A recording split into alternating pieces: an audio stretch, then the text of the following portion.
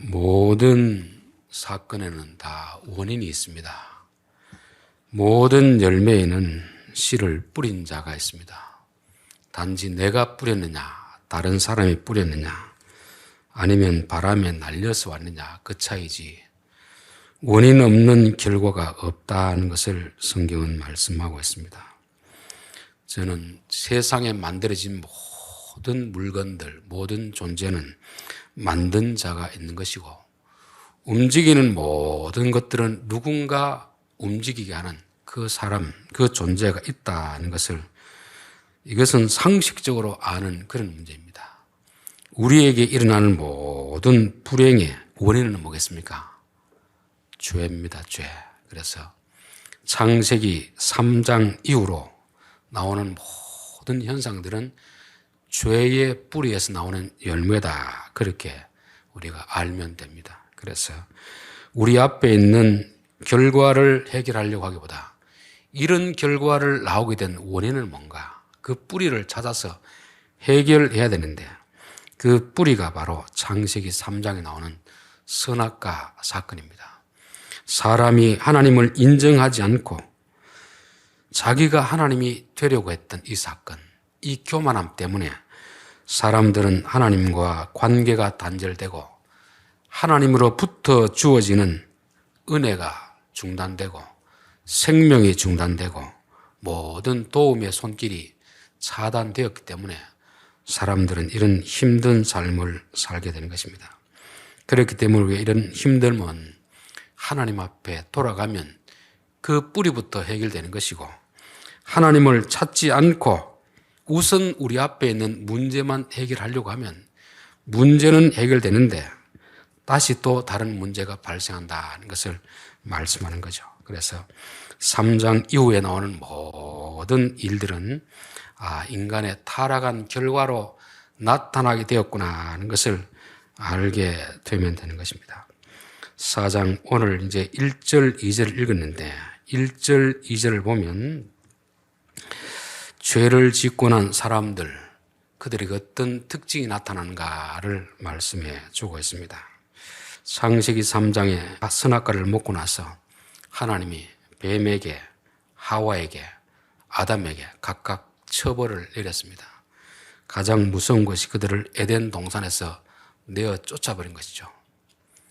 이전까지는 에덴 동산에서 자유롭게 마음껏 먹을 수 있고 하나님과 좋은 관계를 누리다가 한순간 실수로 인하여서 완전히 인생이 180도 뒤바뀐 그런 불행한 삶을 살게 되었던 것을 말씀하고 있습니다. 우리가 뉴스를 봐도 그렇잖아요. 참 평생을 정말 어렵게 살아온 사람이, 정말 착실하게 살아온 사람이 한순간에 유혹을 뿌리치지 못해가지고 그 죄를 지음으로 인하여서 그 순간부터 그 사람은 사람들에게 악인 취급받고, 그전에는 존경받는 아버지, 사랑받는 남편이었다가 그 죄로 말미암아 사람들에게 손가락질을 당하고 몰매를 맞는 그런 일들, 그 한순간 죄로 인하여서 이전과 이후가 완전히 달라지는 그런 일이 있잖아요. 그래서 죄라는 것은 이만큼 무서운 것입니다.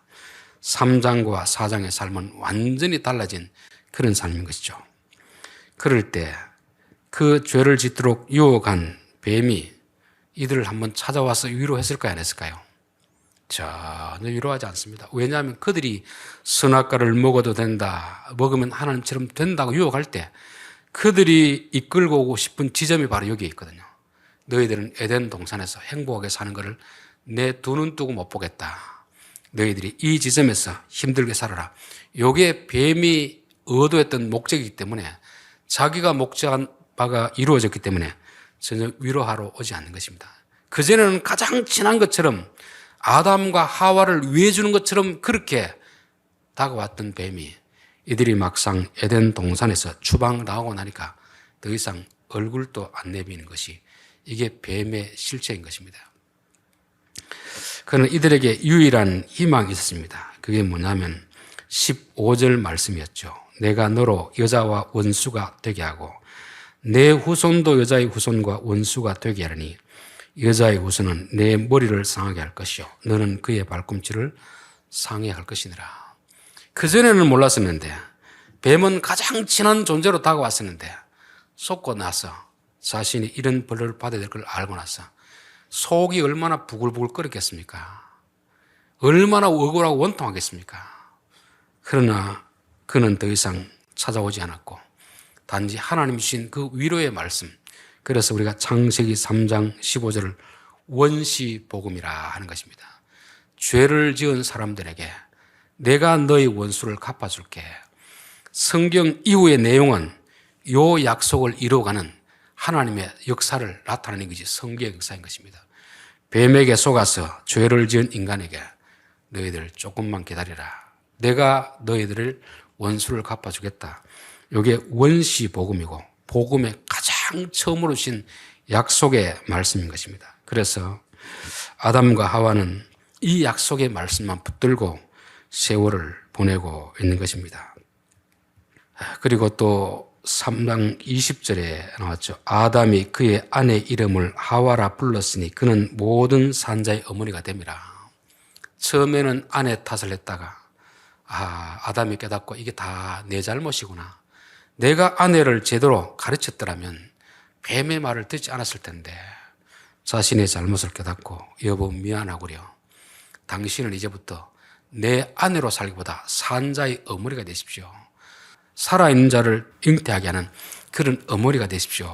그래서 이 범죄 후에 이들은 서로가 위로를 하며 그렇게 살아가고 있었던 것입니다.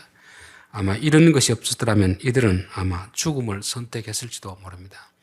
자살하는 사람이 그런 이야기를 합니다. 가장 힘들 때 아무도 자기 주위에 없답니다. 그전에는 그렇게 친했던 사람들도 자기가 막상 어려움에 처하면 다 떠나간다는 것입니다. 진짜 자기가 어려울 때 자기 마음을 이해해주고 위로하는 두 사람만 있으면 자살 안 한답니다. 그만큼 사람이 어려움에 처하면 곁에 친구라고 하는 사람들이 다 떠나간다는 것을 말씀해 주는 거죠. 그래서 아담이 그의 아내 하와와 동침하며 하와가 임신하여 가인을 낳고 이르되 내가 여호와로 말미암아 등남하였다 하니라.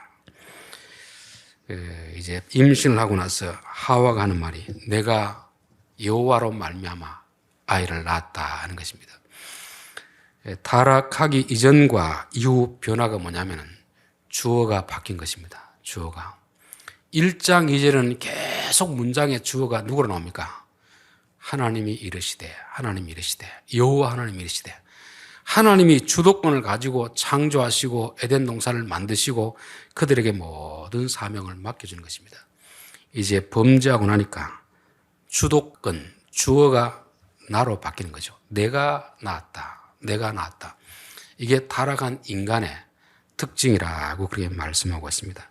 창세기 11장과 12장은 이 두 부류를 확실히 나누는데 11장에는 사람들이 서로 이르되 우리가 이르되 자기들이 주인이 되어서 바벨탑을 쌓아서 하늘에 오르게 하자. 3장의 사건에 똑같이 제한다고 하는 것입니다. 그럴 때 하나님이 아브라함을 불러서 여호와께서 이르시되 여호와께서 말씀하시되 너는 내가 명한 곳으로 가라. 그러면 내가 너로 하여금 큰 민족을 이루고 이름을 창대하게 하겠다. 저는 예수 믿는 사람의 특징은 내가 주어에서 하나님으로 바뀌어져야 될 줄 믿습니다. 사도 바울도 예수님 만나기 전에는 자기가 가장 똑똑한 자였습니다. 가장 어려운 자였습니다. 그러나 예수님을 만나고 나서 주어가 바뀐 것이죠. 고린도전서 15장 10절 내가 나의 나 된 것은 하나님의 은혜로 된 것이 내게 주신 그의 이 은혜가 헛되지 아니하여 내가 모든 사도보다 더 많이 수고했으나 내가 한 것이 아니요 오직 나와 함께 하신 하나님의 은혜로다. 하나님이 나를 통해서 하셨다. 그렇게 하는 것입니다. 하나님은 우리를 통해서 일하시는 분입니다. 그럴 때 하나님은 안 보이거든요. 그런데 사람들, 타락한 사람들은 다 자기가 했는 것처럼 내가 했습니다. 내가 했습니다. 자기 자랑을 하잖아요. 그런데 믿음의 사람들은 내가 했지만 내가 한 것이 아니고 내 안에 계신 하나님이 나로 하여금 하게 하셨습니다. 할 수 있는 여건을 하나님 미리 다 만들어 주셨습니다. 그래서 똑같은 일을 하고 나서도 믿음의 사람들은 내가 했다고 하지 않고 하나님이 하셨습니다. 하나님이 우리를 통하여 하셨습니다. 이게 구원받은 백성들의 바른 자세인 것입니다. 구원받지 못한 사람들, 구원은 받았으나 믿음이 어린 사람들은 자꾸만 자기가 했다고 자기 자랑을 하는 것입니다. 그래서 자랑이라는 것이 얼마나 위험한가를 말씀하는 거죠. 여러분, 임신은 남자, 여자가 잠자리 한다고 임신이 되겠습니까? 물론 될 수도 있지만 결정적으로 하나님이 그 순간에 생명을 주시면 되고 안 주시면 안 됩니다. 성경에 나온 믿음의 사람들은 한결같은 특징이 있습니다. 결혼을 했는데 부부가 사랑을 하는데 잠자리를 하는데 아이가 안 생기는 것입니다. 사라와 아브라함의 관계는 인고부부 아닙니까? 서로가 사랑하는 관계인데 사라가 90세가 되도록 자식이 없었습니다. 이삭의 아내 리브가도 이삭이 40세에 결혼했는데 60이 되도록 20년 동안 자식이 없었습니다. 그래서 하나님 자식 좀 주십시오. 자식. 생명을 주십시오. 그렇게 기도하는 거죠. 라헬도 마찬가지 아닙니까? 남편이 얼마나 라헬을 사랑했습니까? 자식을 주지 않습니다. 그래서 12아들 중에서 마지막 11번째, 12번째 아들을 낳게 되는 거죠. 사무엘상 사무엘을 낳은 한나도 마찬가지 아닙니까? 얼마나 남편이 한나를 사랑했는지 모릅니다. 자식이 없어서 하나님 앞에 기도하는 거잖아요. 우리가 자식이 생긴다는 것은 일반적으로 믿음이 없는 사람들은 부부가 관계를 맺어서 생긴다고 하지만 그건 하나의 과정이고 수단이고 통로입니다. 결정적으로는 하나님이 생명을 주시면 생기는 것이고 생명을 주시지 않으면 안 생기는 것입니다. 그래서 하나님은 어떤 사람을 쓸 때는 이게 분명히 하나님이 하시는 것이다 하는 것을 알려주기 위해서 의도적으로 주는 거죠. 여러분, 자식을 낳았을 때 그냥 결혼해서 곧바로 자식을 낳는 거 하고 몇 년 동안 자식이 없어서 우리 두 사람의 힘으로는 안 되는구나. 하나님 앞에 기도해서 하나님이 주셨을 때 그게 똑같은 자식이겠습니까? 생각이 다르겠습니까? 생각이 다르겠죠. 그냥 결혼해서 금방 쉽게 자식을 놓으면 자기들이 낳았다고 생각하는 것입니다. 그러나 자기들의 노력으로 안 될 때 기도해서 하나님 주시면 이 생명은 하나님이 주셔서 낳았다 이렇게 고백하는 것입니다. 여러분, 똑같은 물건이라도 내 것이라고 생각하는 거하고 하나님이 주셨다고 생각하는 건 천지차이인 것입니다. 그래서 일반적으로 사람들에게는 이렇게 하지 않는데 하나님이 특별히 쓰시는 사람은 인간의 노력으로 안 된다는 것을 보여주시고 기도해서 하나님이 주신다는 것을 가르쳐 주시는 것입니다. 그래서 우리가 항상 내가 했다 이런 단어를 쓰는 것을 대단히 조심해서 해야 된다는 것입니다. 둘째는 이 한글 번역이 우리로 하여금 오해를 일으키는데 내가 여호와로 말미암아 등남하였다 하니라. 대부분의 번역은 이렇게 되어 있습니다. 히브리어 에트라 하는 것은 무엇을 낳았다 하는데 뭐뭐와 함께 이렇게 쓰는데 여기는 내가 여호와로 말미암아, 즉 여호와가 주셨다 아이를 낳았다 이렇게 이제 이해될 수 있는 거죠. 그런데 한 번역만이 이게 제대로 번역된 그 있었습니다. 제대로 있는 그대로 번역하면 어떻게 되냐면 내가 낳았다 아들을 그가 여호와이시다 하는 것입니다. 내가 자식을 낳았는데 하나님의 도움으로 낳는 것이 아니고 내가 낳았는데 자식을 낳았는데 그 자식이 여호와라는 것입니다. 즉 3장 15절에 약속하신 그 메시아를 내가 낳았다 하는 거잖아요. 여러분, 타락한 인간의 특징 두 번째가 바로 이것입니다. 자식을 신처럼 떠받드는 것입니다. 우상화시키는 것이죠. 특별히 한국 부모들은 자식에 대한 기대가 대단히 큽니다. 자식에 대한 기대. 참 내가 지금까지 내 인생에서 이루지 못했던 것들을 이 자식이 나 대신 이루어지겠지 하는 그런 기대가 얼마나 큽니까? 그게 자식을 우상처럼 떠받드는 거거든요. 이게 타락한 인간이 가지는 어리석음입니다. 신이 아닌데 자식은 신처럼 떠받드는 거죠. 이 자식이 내 꿈을 이루어질 것이다. 그러다 보니까 자식에게 모든 것을 투자하지 않습니까? 시간도 드리고 돈도 드리고. 그러니까 자식은 자식대로 힘들어하고 부모는 부모대로 힘든 것이 바로 타락한 인간이 신이 아닌데 신으로 여기는 이 우상을 섬기는 그런 마음 때문에 그런 것입니다. 여러분, 성경에는 나오지 않는데 성경의 가르침과 똑같은 말씀, 세상 사람이 아는 그런 이야기가 있습니다. 잘난 아들은 국가의 아들이요, 돈 잘 버는 아들은 사돈의 아들이요, 빚진 아들은 내 아들이다. 공감하겠습니까? 집에 있을 때 아들과 나는 일촌이요, 대학 가면 사촌이고 군대 가면 팔촌이고 장가 가면 남이다 하는 말이 있습니다. 이게 성경의 가르침을 그대로 표현한 것입니다. 우리는 자식에 대한 기대를 가지는 건 좋은데 신처럼 지나치게 떠받드는 것은 자식도 힘들고 부모도 힘든 것입니다. 왜냐하면 신이 아닌데 신으로 떠받드니까 자식도 얼마나 힘이 들겠습니까? 부모의 기대에 충족하기 위해서.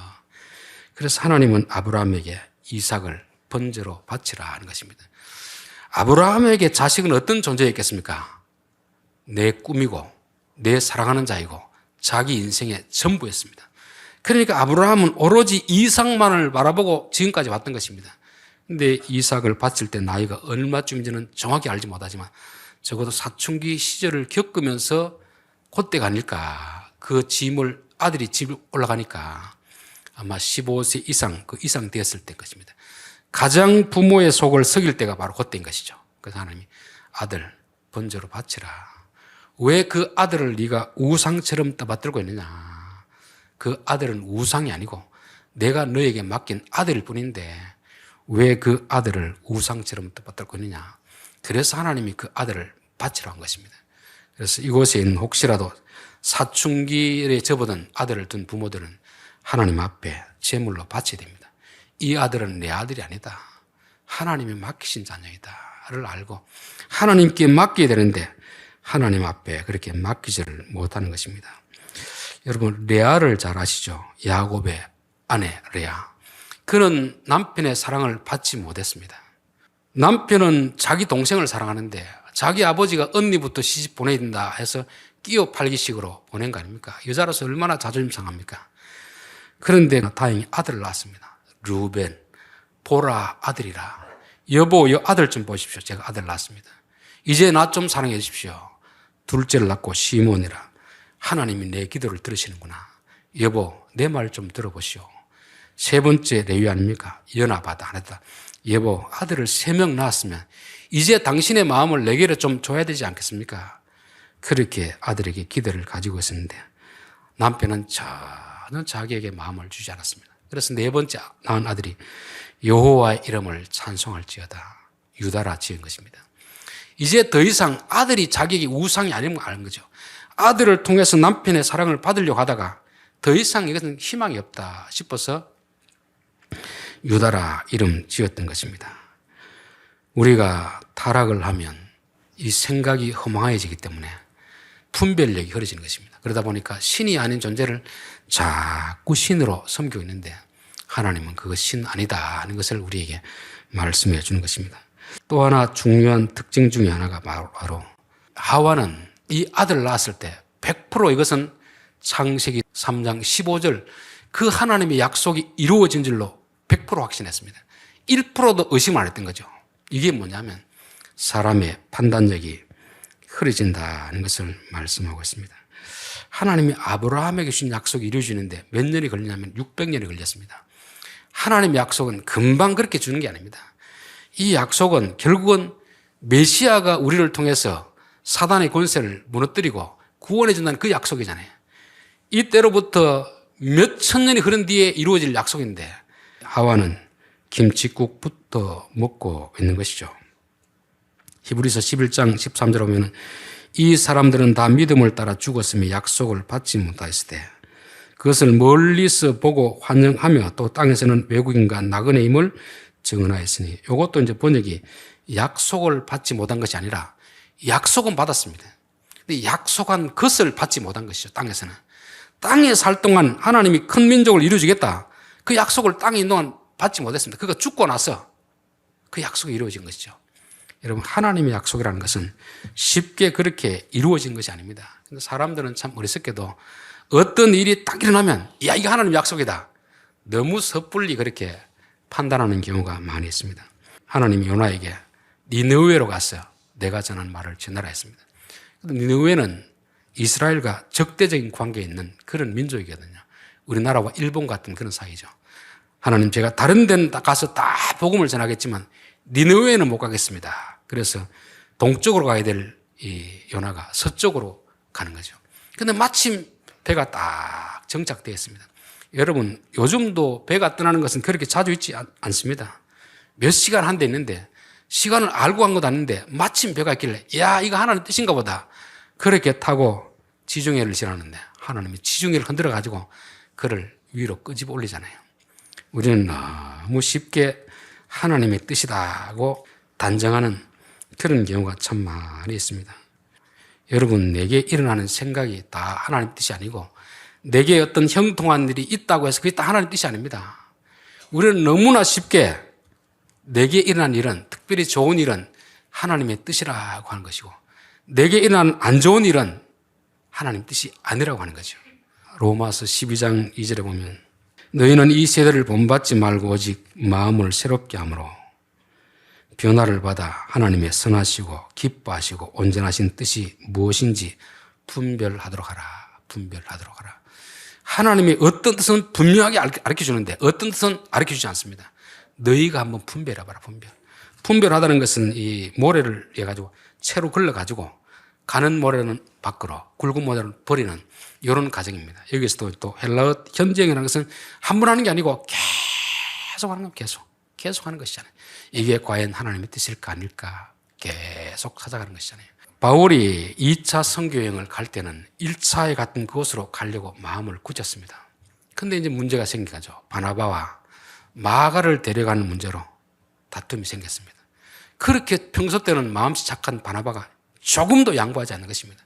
그래서 안 되겠다 싶어서 조금 더 기다리는 거죠. 바나바는 마가를 데리고 그쪽으로 가는 것이고 원래 계획했던 곳으로 가는 것이고 바울은 남아서 하나님 왜 이런 일이 일어납니까? 그때 자기에게 주어진 어떤 감동이 너는 반대편으로 가라. 갈라디아 이런 쪽으로 가라는 아마 뜻을 자기 나름대로 깨닫고 갔습니다. 가서 하는데 계속 길이 막히는 것입니다. 그러면 다시금 또 멈춰서는 것입니다. 하나님 이것이 하나님의 뜻이 아닙니까? 그러면 다시금 다른 쪽으로 가는 것이죠. 또 막히는 것입니다. 하나님이 왜 선교하는 바울에게 가르쳐 주지 않겠습니까? 네 스스로 하나님의 뜻이 무엇인지 깊이 생각해보고 분별해라. 네가 더 이상 어린아이가 아니지 않느냐. 하나님은 우리로 하여금 하나님의 뜻을 어떤 경우는 분명하게 가르쳐 주지만 어떤 경우는 우리 스스로 지각을 사용하고 연단을 받고 찾아가기를 원하는 것입니다. 그래서 결국 나중에 환상 중에 마게도냐에서 어떤 사람이 도와달라는 꿈을 꾸고 이것이 하나님의 뜻이겠구나 그렇게 판단하고 그곳으로 가는 것이잖아요. 저는 교인들 중에서 어떤 분들이 이게 하나님 뜻입니다. 이거는 하나님의 음성입니다. 이렇게 너무 섣불리 말하는 사람 보면 참 겁이 나게 됩니다. 저게 하나님의 뜻인지 마귀의 뜻인지 자기 생각인지 어떻게 분별하겠습니까? 그래서 어떤 분은 우리가 어떤 일을 할 때 그게 하나님의 뜻인지는 최종적으로 천국 가서 예수님께 물어봐야 하는 것이지 땅에서는 하나님의 뜻인 것처럼 보이는데 아닌 경우가 있고 하나님의 뜻이 아닌 것 같은데 하나님의 뜻인 경우가 있다는 것입니다. 하나님의 뜻은 그렇게 쉽게 알 수 있는 게 아닙니다. 물론 죄를 짓느냐 안 짓는 거 이거는 뭐 기도할 필요도 없고 이거는 죄를 안 짓는 것이 당연히 하나님의 뜻이지만 그러나 선한 것도 하나님의 기뻐하는 것이 있고 하나님이 싫어하는 것이 있습니다. 온전한 것이 있고 온전하지 않는 것이잖아요. 이런 것을 찾기가 제일 힘든 거 아닙니까? 그런 것은 하나님 우리에게 요거 해라 저거 해라. 어린아이일 때는 그렇게 가르쳐주지만 어른이 되면 그렇게 가르치지 않습니다. 네 스스로 결정하고 결정해서 잘못된 것을 통해서도 깨달을 것이 있고 잘된 것을 통해서도 깨달을 수 있다는 것이죠. 그래서 우리가 너무 성급하게 이건 하나님 뜻이다. 그렇게 판단하지 말라는 것입니다. 2절 그가 또 가인의 아우 아벨을 낳았는데 아벨은 양치는 자였고 가인은 농사하는 자였더라. 가인의 이름은 소유입니다. 소유. 여러분 소유가 되면 우리가 어떤 생각이 있겠습니까? 내 것이라는 마음이 있잖아요. 내 것. 내 것이라고 생각하면 내 마음대로 하는 것입니다. 근데 인간의 어리석은 것이 아들을 내 마음대로 내 뜻대로 조종할 수 있다고 생각한 거죠. 3장에 무슨 말이 있죠? 너는 남편을 사모할 것이며 그게 뭐냐면 남편을 좌지우지할 것이며 남편을 내 마음대로 통제하겠다는 거 아닙니까? 그게 마귀가 주는 생각이거든요. 내가 어떤 자리에 있다고 다른 사람들을 마음대로 통제하려는 생각 자체가 이게 마귀가 주는 생각입니다. 통제하라고 그런 권한을 준 게 아니거든요. 많은 사람들을 돕고 섬기라고 준 권세인데 사람들은 자기가 마음대로 통제하려고 하는 것입니다. 그런데 사실 안 되는 경우가 많았잖아요. 여러분, 자식을 내 소유라고 생각하면 내 마음대로 할 수 있다고 생각하잖아요. 자식이 내 마음대로 됩니까? 안 됩니까? 안 되잖아요. 안 되는 게 정상이죠. 되면 그게 문제가 있는 거 아닙니까? 어릴 때는 되지만 사춘기가 되고 크면은 내 마음대로 안 됩니다. 왜냐하면 자식은 내 소유가 아니거든요.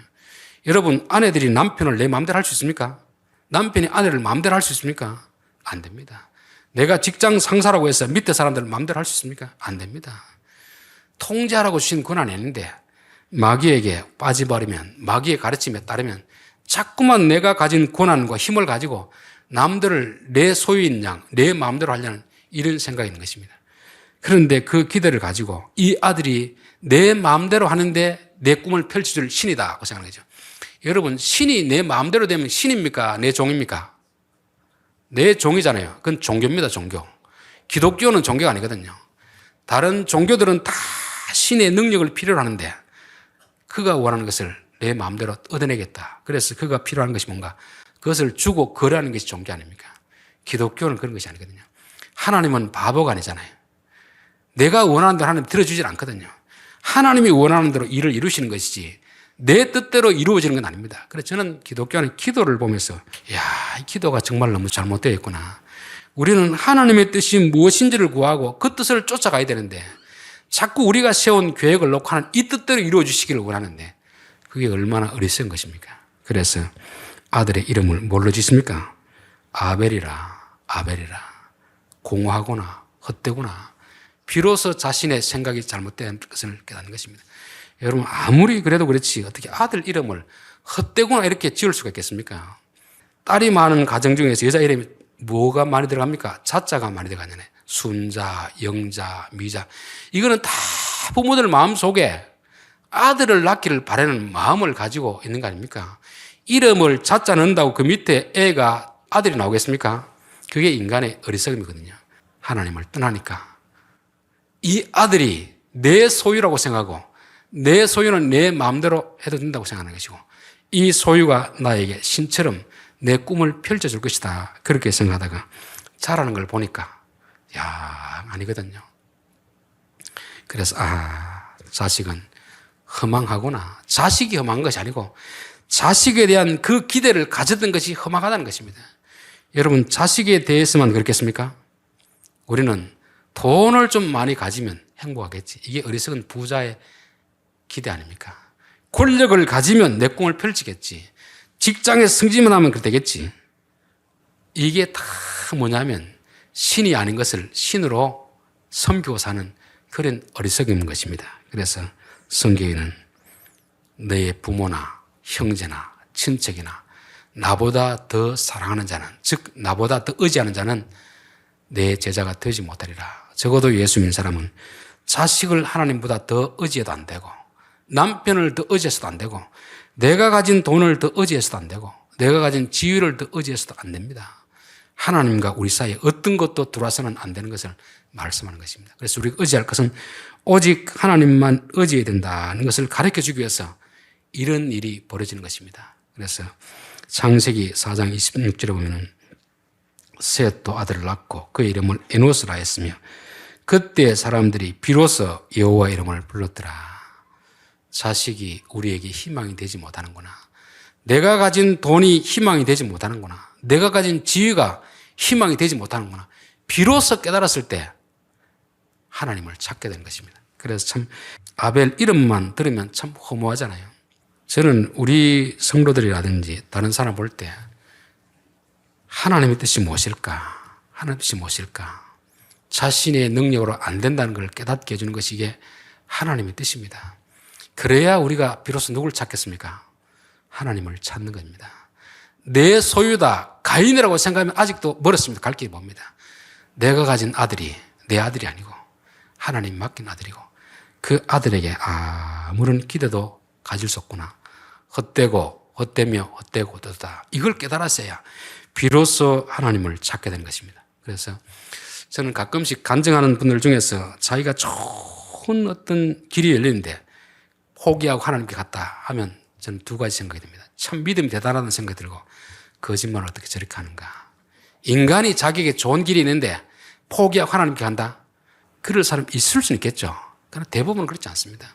히브리서에는 모세가 애굽 왕실에 영화로움을 두고 백성이 왔다고 하잖아요. 출애굽을 아는 게 알잖아요. 꿈을 펼치려고 하다가 실패해가지고 양치기 하면서 인생 완전히 밑바닥에 하면서 그때 불러도 하나님 부르니까 안 간다고 고집하는 게 인간인데 내게 좋은 것이 있는데 어떻게 하나님 뜻을 따르겠습니까?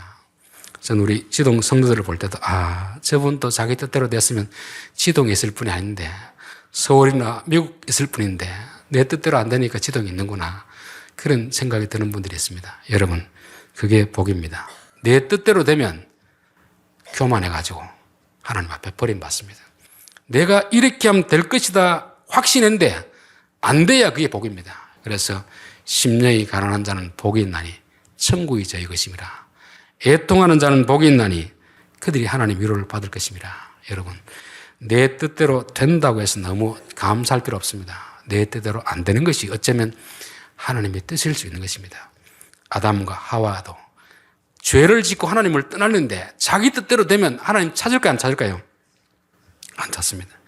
자기 뜻대로 안 되니까 하나님 찾는 거 아닙니까? 여러분, 복이라는 것은 내 뜻대로 잘 되는 것이 복이 아니고 내 뜻대로 안 되기 때문에 하나님을 찾는 것이 복이라고 성경은 말씀하고 있습니다. 혹시 우리들이 내가 원하는 대로 안 될 때, 실패했을 때 절망하지 마시고 이게 하나님 뜻이구나. 잘 됐더라면 나는 그것만 의지하고 하나님 멀리할 텐데 그거 붙들려고 할 때 하나님 그거 하지 못하게 하시고 하나님께 나오게 하시고 이거 하나님 의지하게 하는구나를 깨닫고 감사할 수 있는 여러분이 될 수 있기를 바라겠습니다. 기도하겠습니다.